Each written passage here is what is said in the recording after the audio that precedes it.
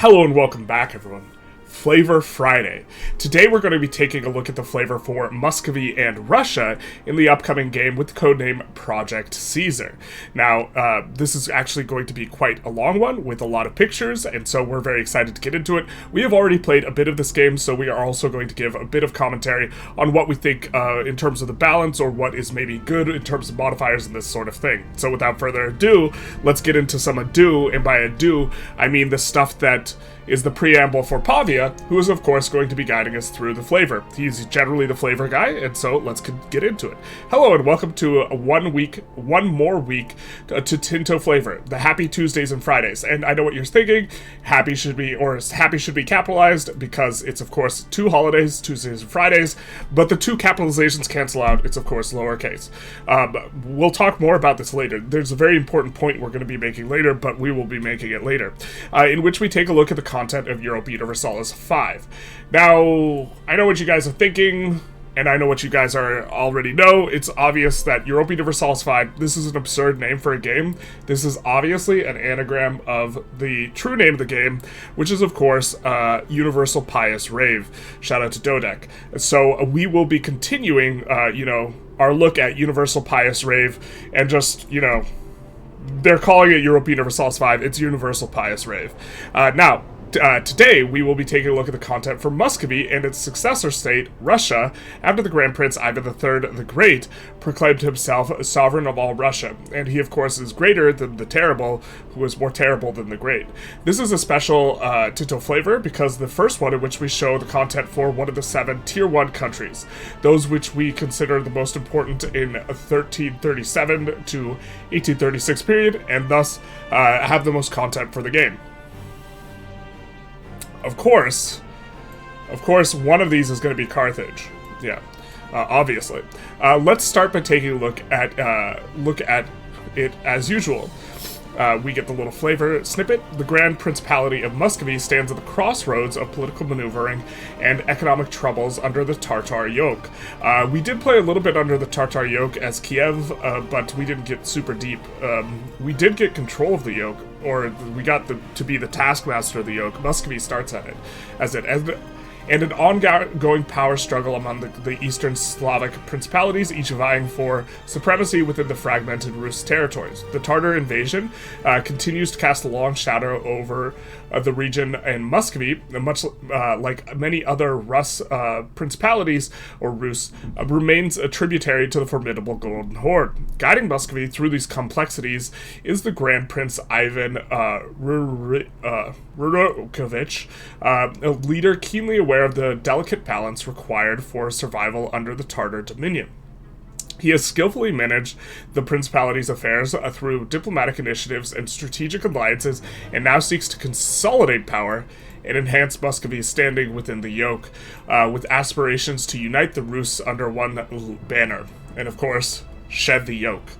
So we do see someone with a decent stat line, 68, 44, 54. If we kind of take a look at it, you take the 66, we add 2 here, we take the 4, we add a little bit here. We see that, we are a solid 16 above what we assume to be average, which would be 50, 50, 50. Not the best ruler, but certainly a solid one. Definitely more solid than the guy we saw from Sweden, who I think had a total stat line of 46. He was 66. Which is decidedly less than half of average. We do see Muscovy here, and we do see Muscovy here, which is not as cute as the Muscovy here because it is a political map rather than a terrain map. This is the starting diplomatic situation for Muscovy here, where we see, I think this is subjects. Muscovy starts in a personal union, that's what it is, with a bunch of principalities including Novgorod, which is a republic that elects its rulers among those other countries. Interestingly, Novgorod actually starts off with really, really high literacy, which is kind of a little bit neat.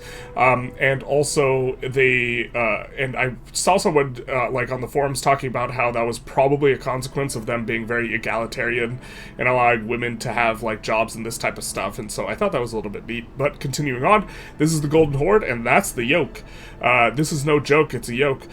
This is the current starting state of the Tartar yoke, with Muscovy being entitled the Grand Prince of Vladimir, which is what we managed to get as Kiev, although there wasn't much much of a struggle for it, or in other words, the tribute collector for the Tartars. We won't talk about that feature today, but in a Tinto flavor devoted to the Golden Horde. Golden Horde, I think, starts out as one of the great powers, so they are relatively large to begin with, and powerful, and in terms of a short-term / medium-term / perhaps long-term, if you're a little bit slow about it, goal of Muscovy would be to shed this yoke and, of course, unite the Rus people. We have some privileges that the Russian countries have available from the start. Notice they said Russian countries, so if you didn't want to play as Muscovy, you're probably going to have access to a lot of this stuff with the idea that you can still form Russia, even if you're not starting as Muscovy specifically, as long as you have the proper culture. Continuing through, we have Kormlenij, where we are going to be receiving, it's a noble privilege. It's going to give plus 2% happiness, plus 20% power.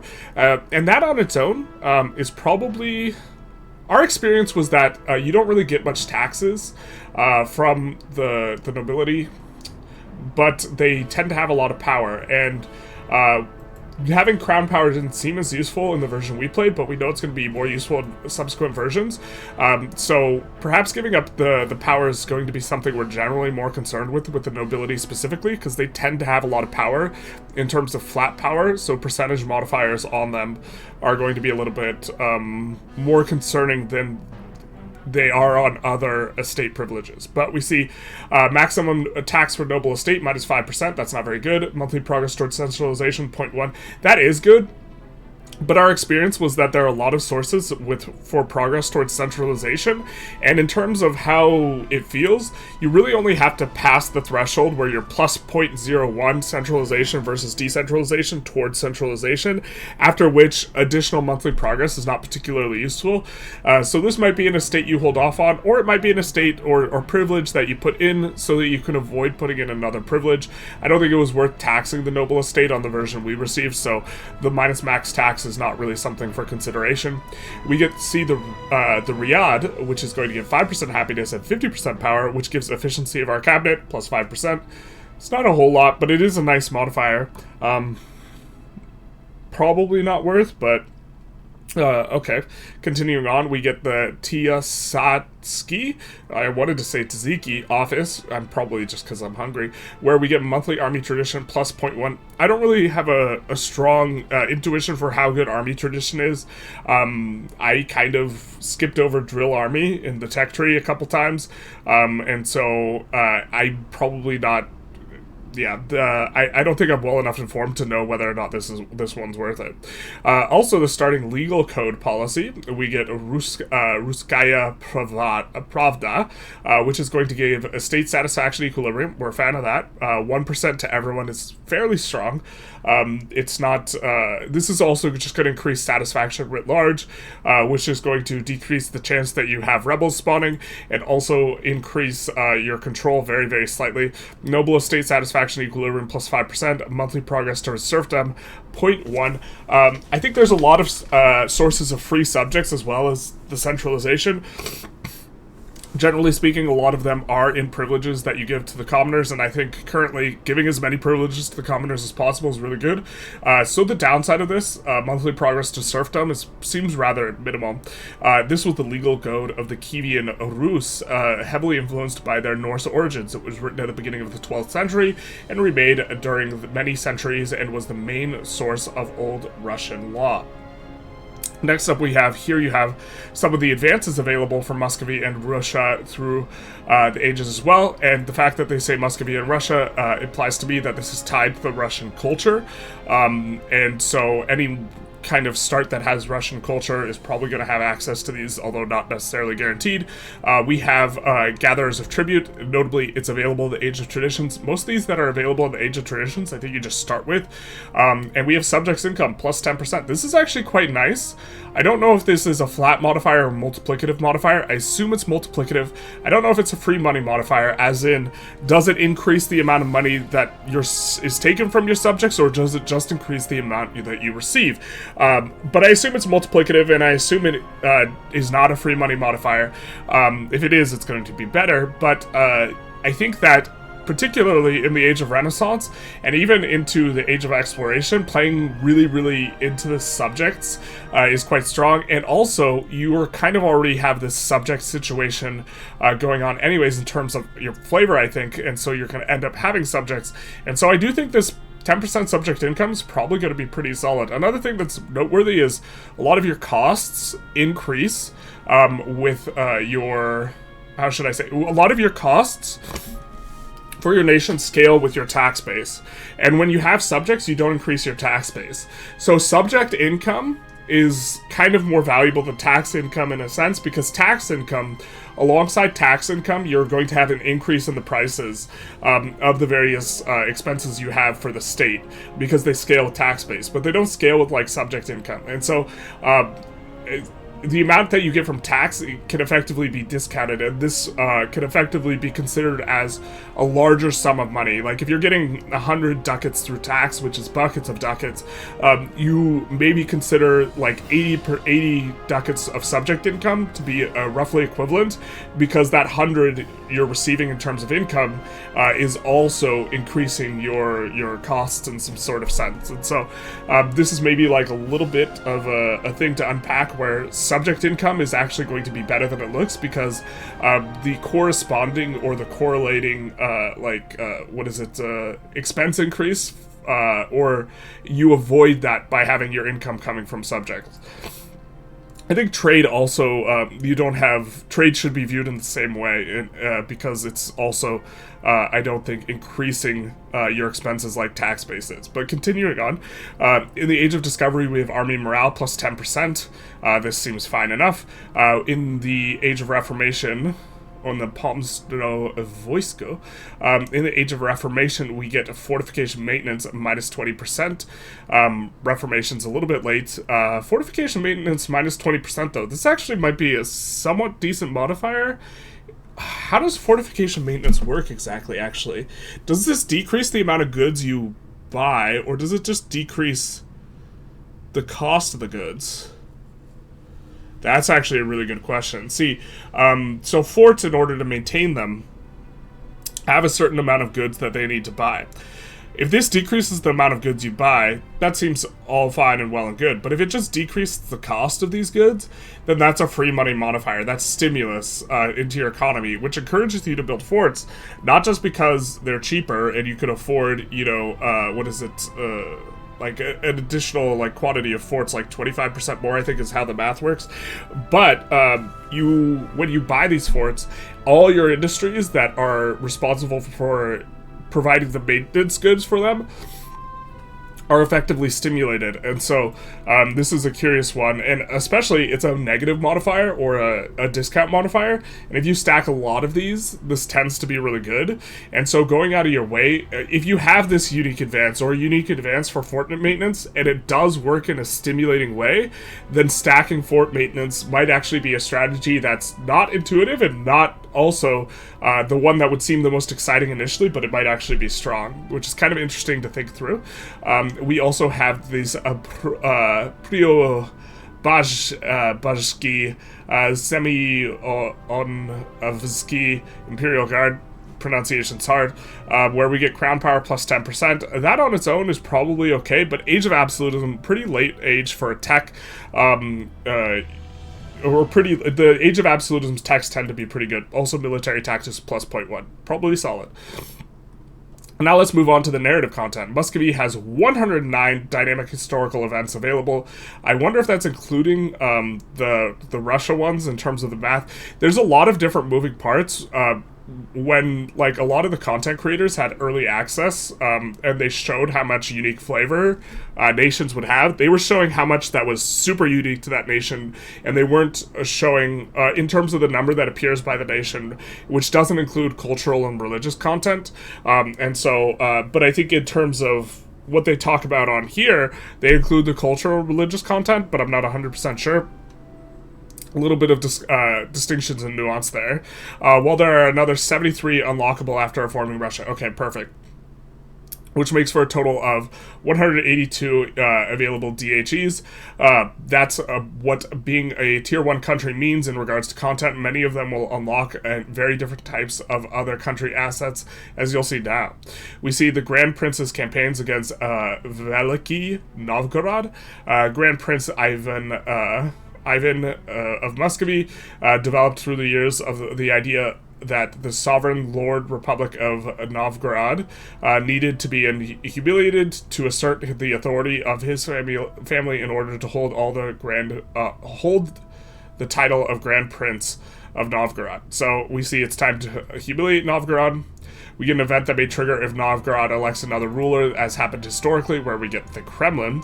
The Rus lands are repeatedly subject to raids, and it is the imperative that we are able to protect our people during times of trouble. The fortification system surrounding Moskva is not up to the task and could be overrun, setting back our progress towards becoming a regional power. We should construct a powerful fortification with wall sections that will rival anything in the vicinity. Have the finest lumber brought in. Incidentally, in terms of resources, there's a ton of lumber in the region, and lumber is an interesting resource because most RGOs, not all, most RGOs, that's resource gathering operations, their input good is lumber, which means if you get really, really cheap lumber, the rest of your RGOs will be really cheap. So on average, you're probably going to be able to pay less per RGO or have more uptime on buying your RGOs rather than waiting for prices to collapse, and also need less investment into lumber industries that are not RGO, because there's like a generic lumber industry that has like an input of clay or something like this that's not very efficient. It costs like 50 gold to build. And so in some sense, even if your economics and your resources aren't as good, generally speaking in Russia, they're not very good, the fact that you're probably paying less for them because you have a ton of lumber means that effectively on a per ducat basis, your resources are good, which is like something that might be a little bit hard to tease out, in terms of like just looking at Russia's map in terms of resources, because otherwise it's not very good. It just has a ton of furs, which of course is important if you want to make the boots with the fur, but it's furs being kind of one of your better resources and having base price of 2. Yeah. It's going to get expensive in some places, and it's going to be fine enough, but it's not going to be anything crazy in terms of resources, and is like super going to underperform relative to something like spices or gems or gold or amber or something. We have Kremlin, which is going to be a military building, 5,000 soldiers, okay, which incidentally is going to be nice from the perspective of if your soldiers die in battle, this kills the soldiers in locations. So if you have a barracks where the Kremlin's at, it will be less negatively affected by loss of soldiers, and the barracks will be able to operate better because of the 5,000 soldiers that are here. The flip side of this is it'll take forever to employ up 5,000 soldiers. But we give the following benefits to a location: monthly prosperity, 2.5%. That's quite a lot. That means if you lose a lot of prosperity at some point in time, that's going to recover quite quickly. But on the whole, once you get a few prosperity modifiers, they tend to just not be very valuable anymore, because if you can kick things up to 100 prosperity, you're just kind of good to go. And it's not too hard to hit the cap if you have a few of these modifiers. So, yeah, okay. We have hostile attrition plus a 0.1. I don't think that's a very high value, but okay. We have fort level plus 1. Notably, I think that you could stack this with like something like a bastion. And so plus 1 level is, you don't think of it, this is a 1 level, but I think it stacks with whatever other fortification you have. So it's an additional one. And fort defense plus 10%, which is going to be nice as well. Multiplicatively effective with what you got going on. We have a required production method, and this is kind of what we were denoting earlier. The question is when we get minus 20% cost of maintaining a fort, does this turn this into 0.4, 0.08,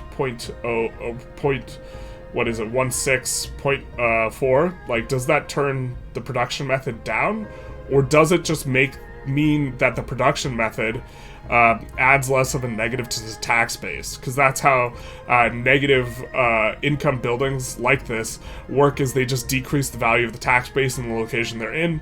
If this just decreases the amount that is added to the tax base, then you can like make like a fortification industrial complex, I guess, if you could stack enough of these 4 negative modifiers, which is kind of interesting. We get the denga and the ruble. I wanted to make a buckets of ducats joke with the ruble, but I don't know what rhymes with ruble. The ability to regulate one's own currency is of the utmost importance. Shout out to China. If we aim to establish ourselves as a great center of trade and commerce, we have the opportunity to create a new set of coins that can either be used solely for domestic transactions, or one that can be used in tradings with our neighbors. There is an option of minting both types of coins, but it would be create a steep demand for silver. And we see introduce both. We do not need to trade with others. Trading with our neighbors is what makes us strong. Man, trade is quite strong, but in terms of countries that we feel trade is relatively weak on, when we played as Kiev, and Kiev kind of has a similar resource profile as Russia, except it's slightly better, our impression was that trade was relatively weak for us, and so I wonder what's going to actually be better here. To the extent that you, like, value trade, it's probably just generally going to be a little bit worse with Russia, but trade's also probably just pretty solid anyways, because of, like, downstream effects it causes. Interesting to think about. We get the prikazy. The absence of an efficient administration is seen as a hindrance for Muscovy to take its rightful place among the great powers. We can improve the governance by setting up a series of offices to oversee different areas of government affairs, which in turn can expedite the implementation of various decrees by Grand Prince Ivan and help centralize power. Okay, well, centralizing power seems not the hardest to do, but is this where we get, okay, we get a new government reform based on this. Efficiency of our cabinet plus 15%, that's kind of nice. Administrative efficiency plus 10%. Administrative efficiency is kind of a little bit difficult to evaluate as a resource, because what it does is it effectively makes it less costly to switch what you're doing. But if you're not switching what you're doing, it's not really offering you too much. And we get a little bit of monthly progress towards centralization, which, again, you want to pass a certain threshold after which it's not that valuable, or it's significantly less valuable. If you have any decentralization trend, centralization is going to be useful. Unless you want to be decentralized initially, which for Muscovy, actually, maybe you do. We get the Book of Census. There are a few available records of population, property, and taxation, which makes it harder to control spending and fund our expansion of our administration. We could conduct a regular census that would provide detailed records of individuals and households across Muscovy in order to assess the resources and obligations of our subjects. And we can examine every nook and corner, or it would be a breach of privacy and integrity. What do you think we're going to be doing? We're going to be examining every nook and corner. We see this is kind of the flavor that is associated with it. The Riadni introduces a book of census used to maintain records of a country's population, property, and taxation. It is updated at regular intervals, assesses the military obligations of the estates, and maintains a record of land and property ownership, ensuring that what is due is what is paid. We see nobles' estate satisfaction equilibrium plus 5%, maximum tax for noble estate minus 10%. We don't really think that this is that bad, because I don't think you should be taxing them, at least per the balance on the version we received. Anyways, burgher estate satisfaction minus 5%. That's kind of not as good. Maximum tax for burgher estate plus 10%. This is actually super strong modifier in my opinion. I think most of your tax comes from the burghers. Usually there's a base max tax of 20%, and then based on the power of the burghers, it decreases. Where if they have a lot of power, you can't tax them as much, and so usually it's around 10%. And so this represents a doubling of how much you can extract from the burghers, which is tremendous. We also see levy size plus 10%. I don't know to what extent you're fighting with your levies as Muscovy, or if you want to have a standing army. I'm not sure. Monthly progress towards free subjects 0.05, which is going to be quite nice. But this max tax for burgher estates, as a as a modifier, I rate this quite highly. I think it's a really good modifier. So this seems insanely good. We get a Sophia Komnenos, which is going to be the fall of Constantinople, has presented us with the option of marrying into a former ruling class of Byzantium.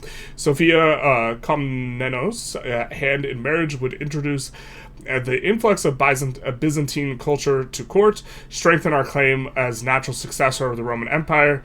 Isn't that everyone's claim? Terrible. We could have had the natural successor to the Carthaginian Empire, except they never would have fallen. But the timeline gave us the Punic Wars that we had, not the Punic Wars we deserved. And a torchbearer of the Orthodox faith and any offspring of the Grand Prince would be able to claim the descent from the Emperor of the Fallen Empire. A prophesized match, we get Byzantine court ceremonies as a government reform, cultural tradition plus 0.2. I do not have a strong intuition for how good a modifier this is, but plus 0.2 I think is a relatively large value. I think like unlocking Renaissance, the tech is like plus 0.05. In terms of this, although the Renaissance, generally the introductory texts tend to be a little bit weaker, and that's one of them, but I think that like it does that and one other thing that's maybe not that big, so plus 0.2 seems like a relatively large modifier. We get monthly prestige plus 0.1, monthly legitimacy plus 0.1. This is going to save you quite a bit of money in the long term as well, as you will not have to pay as much for boosting legitimacy or prestige. Expected cost of court, though, that's plus 5%. That's quite a bit. Notably, your cost of court scales up with your tax base. This is one of the things we are referring to. If you have more subjects, this will not be as bad. But this might just be a wash at the end. The prestige of the legitimacy and the cost of court, the money saved versus the extra costs, it might be commensurate, except for cost of court is the one that increases either prestige or legitimacy. I can't remember. You wouldn't need as much of that. I'm kind of curious to think about. But okay, I guess you're doing it mostly for the cultural tradition. If Byzantium falls and some other conditions are met, you may be able to marry a Greek princess and proclaim your country as the third Rome. We do like marrying Greek princesses. That's pretty nice. If you expand your country, you might be able to form Russia at a certain point. It's a tier 4 formable country. Our country rank will become empire. We own at least 504 of the following in the regions of Russia, Ural, and the steppes, and so it appears that we can own quite a bit. I don't know if they consult it so that they can own everything, so maybe 940 is the max, and 504 or 508 is the minimum. Through conquest and diplomacy, Russia has managed to transform from a mere settlement into a dominant principality. After several eastern expeditions, the Mongol hordes have finally been subdued, and a centralized Russia state, ruled under the suzerainty of the Tsar, is emerging. Influences from the Western Europe are helping us to modernize and reform our nation, and a Western style of education is being adopted. So we know... I don't know exactly how deep into Europe Russia extends, although if you ask the Russians, they're not European.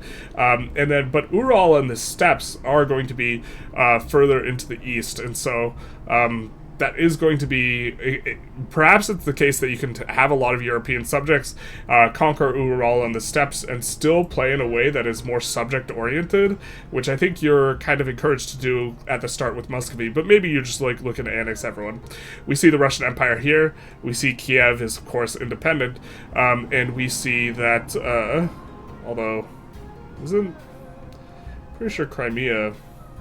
Anyways, the Russian principalities account for approximately 460 locations, so you need to conquer some more from the Golden Horde in order to get the 508 required. I forced through console to show it to you, but our QA testers made a recent run and was able to form it around 1500 OOC. What's OOC mean here? That can't mean out of character.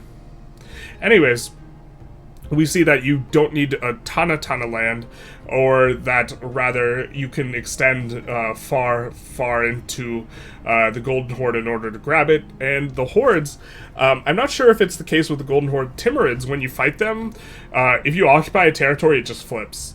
And so this level of expansion might be a lot easier than it looks like, because if conquering the the Golden Horde's territories is as simple as having one war with them and then just occupying them, then this might be easy to form. But as impressive as all this looks, your seat of power is here in Muscovy. It might be the case that you have basically zero control in any of the states, and so it's functionally, or any of these locations, it's functionally like not owning them at all, unless you can find some way to develop infrastructure in that way. But the infrastructure in that way is not very effective. And if you don't have a lot of control, the value that a lot of these things is going to be producing is actually just going to be the RGOs, because you don't add any tax base, and so to the extent that stuff is going to be useful, it's going to be stuff you can trade, and generally trading RGOs can be quite strong, and so you're maybe kind of pushed into this trade empire sort of play pattern, despite the fact that your resources are relatively bad. Although I don't know as much kind of in the east how good the resources are. If there's a lot of ivory, which I know there's a lot of ivory in Siberia on the far east coast, and so maybe there's a lot of ivory and stuff here, which is a pretty good resource. The Russian principalities, we already read that. When the Age of Reformation starts, there will be an advance available for Russian countries. Notably, we see here, not necessarily needing to start as Muscovy, or this is kind of implied, where we get the Pormore outpost building. It unlocks Settled Over Frontier cabinet action. The Pormore outpost, and recall, if this is a fortification, it doesn't look like it is. If it was a fortification, we have bonuses towards that, but we see that it has to be built in a rural area, and there is some other requirement. That's what the green sticker denotes. But peasant power plus 25%. Peasants don't have high base power, so giving them a percent modifier is really not that big a deal. Trade capacity plus 0.25. That's what we're talking about. And production efficiency, 5%. Production efficiency is kind of a weird modifier. It's very, very strong, but it's a weird modifier to have on a place that has to be rural, because most of the production you have is on buildings that have to be in a town or a city, so it being rural means you won't have access to it on kind of the stuff you want most, but this does promote a village type of play pattern quite strongly, and the trade capacity is going to be quite strong. It does only cost 50 ducats to build, and the requirements for construction are lumber. So if your lumber is super, super cheap, it's going to be even cheaper to build this. And so this is an interesting one to kind of think through. Trade capacity 0.25 is going to be the main modifier you're interested in. The production efficiency is diluted out by the fact that you don't get access to a lot of the production buildings. It's a tremendous modifier, though. Maybe villages are just... The combination of Pormore outposts plus villages is just going to play really, really well for them, perhaps. This seems like a solid enough building. If you could build it in towns too, the production efficiency would go super hard, but you can't. We get Settle the Frontier as a cabinet action, which is going to require administrative ability. When implemented, the character gets sent to the target province in order to settle the unclaimed land. We enable events for the period of the next 10 years, which describe the process of settling the province. Okay, we don't get a hard and fast number here, but we assume that this is going to help for colonizing areas. It's also possible for a unique disaster to trigger the Time of Troubles, which sounds pretty troubling. The air grows heavy with despair as whispers of rebellion spread like wildfire. The once mighty empire falters under the weight of weak leadership and failing harvests. Boyars, restless and emboldened, plot against the court, while the peasantry, starving and desperate, rise in revolt. A little bit of a weird formatting thing, I think, with the image for that causing the like half-page break. Foreign powers circle like vultures, eager to exploit the chaos. As shadows gather over the land, the Time of Troubles begins, a tumultuous era that will test our mettle and the resilience of our people. Will the nation endure, or will it be swept away in the storm of disorder? A nice strapping Grand Prince. We will have the Time of Troubles. It has to be in Reformation or Absolutism. We have to be playing as Russia or Muscovy, so you could dodge this, I suppose, by playing a different Russia, or a different Russian state that has not yet formed Russia. And you have to have monarchy, have not had this disaster before, have less than 50 legitimacy or 0 stab, and we are going to get some modifiers. Minus 100% of state satisfaction equilibrium. Yikes. That's a modifier. So, estate satisfaction informs local satisfaction. Local satisfaction, if it's below a certain threshold, will cause rebels. Although it's not... if they're still accepted and like this type of thing, it's not going to be that big an issue. But I imagine Russia is going to have a lot of territory that has pops of the wrong religion, shout out to intolerance, and pops of the wrong culture, which means that you are going to probably have low satisfaction anyways. The state satisfaction equilibrium getting tanked is going to tank that, and you are maybe going to be in a rough spot here. This looks particularly ouchy. Like, your core territories, maybe you can, like, just kind of tolerate minus 100% of state satisfaction equilibrium, but it also gives bad modifiers from the estates, and the estates will start building worse things, worse buildings, which are going to be annoying in their own right. Minus 25% food production. I don't know how big an issue food is for you. Food seems like really polarized. If you're under the maintenance required to support your nation, it seems like not that strong. And then if you're under it, it's like incredibly strong, and then if you're over it, it becomes not as big an issue as a resource, which is kind of, I think, makes sense and is probably the way it should work, but it creates for interesting play patterns where you, like, really need to focus on food if you don't have enough of it, and then it seems not that important if you have enough of it. Monthly legitimacy, minus 0.3, and then we have to have more than 75 stab and 90 legitimacy. I really think that maxing out the sliders on stab and legitimacy on the version of the game that we received and played on was probably really good, but maybe without the trade income to support this, maybe this is not like going to be strong like it was before, and you're going to have to think more in terms of how you want to invest your resources. But notably, kind of something, circling back to something we talked about earlier, is that the cost of increasing stability and legitimacy if you have a bunch of subjects is effectively lower because it's based on the tax base, and subject income does not contribute to, as far as we could tell and remember, does not contribute to increased costs of increasing stability and legitimacy. So playing in a way that's like more subject oriented and pushing these things up, notably we have to get under 50 stab, or sorry, under 0 stab or 50 legitimacy to even proc this in the first place, is going to be something that allows you just a little bit more of a smoother ride. We see time of troubles here. Each month, 9% chance of event. Yikes, we have some insurgency that are going on, and we get the end of the time of troubles if we find our way through this. Stability and peace have finally returned to the Russian Empire, marking the end of the long and tumultuous period known as the time of troubles. The years of famine, internal war, and political chaos that devastated the land and its people have given way to a renewed sense of order and hope. Under the guidance of Grand Prince Semyon the Proud Rurikovich, a new day dawns on a new people. Okay. If you overcome it, so now maybe we have a reason to go into it. There's even more late game content, of course. Collegium, where we get distance cost to capital minus 10%. That's real good. Efficiency of cabinet and administrative efficiency, of course, are good too, but minus 10% distance cost to capital. This is going to be very useful for having a far-flung empire. Let's read the flavor on this baby. The Collegium is an overhaul of administrative structure used for government bureaucracy. It establishes several collegiums as government departments with systematic separation of responsibilities to avoid possible overlapping of duties. The collegiums are also tasked with case resolutions and with the help of advisory guidelines. Interesting. We get Nakaz, government reform, minus 10% revoke privilege cost. I imagine revoke privilege is not going to be something you want to do unless you've stacked a ton of this modifier. It feels really bad to pay like 100 stab to revoke a privilege or something like this. And so, yeah. Monthly progress towards humanist, a 0.10. Humanist progress is actually kind of a little bit hard to come by, so I don't think that spiritual versus humanist is especially strong a distinction between which one's better, but to the extent that humanist is a modifier that's kind of hard to come by, this seems pretty good. Monthly progress towards free subjects, gonna be nice, but an easier modifier to find. We get the Speransky liberalization reform, which is going to give monthly progress towards plutocracy and individualism.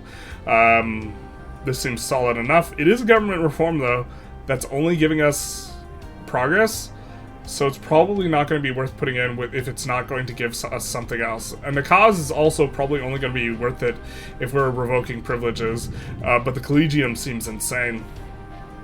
We get the Bolshoi Theater. The Maddox Theater Company is seeking a more extravagant venue to be able to stage elaborate productions of opera and ballet. A neoclassical design has been proposed by aspiring and cost-cutting architect Giuseppe Bove. Giuseppe, that doesn't sound like a strapping Russian name, does it? Who demonstrated a remarkable skill in enhancing the aesthetic appeal of structures. The new theater will also serve as a main stage for theatrical performances and is guaranteed to stand as a cultural beacon of Muscovy and serve as a landmark and architectural inspiration for generations to come. We, of course, will have the option to build the Bolshoi Theater, which is going to be a unique building. It has a requirement in town or city, so can we just spam these and it's not a singular building? I assume it's a singular building and the requirements are just kind of funky, but we do see it in green. Or we can only put it in the capital. It's probably we can only build one in the capital. That's probably how it works. If in the capital, yeah, that's exactly how it works. The country benefits from getting plus 0.1 prestige and gives the following benefits to its location: plus 0.25 cultural tradition, very nice, monthly literacy 0.25%, not as important because once you cap the literacy, this is not a useful modifier, but it will keep your literacy up high, as when you increase the cap, it will get you to that increased cap faster, so that'll at least be something. And much more. And much more. I always add an extra much to Pavia's much mores, which makes me sound frivolous. But that's all for today. As today is Friday, Flavour Friday, this will be the schedule for next week. We get Monday, Tinto Talk a flavor about Venice and Genoa. Tuesday, Tinto flavor about Serbia and Georgia.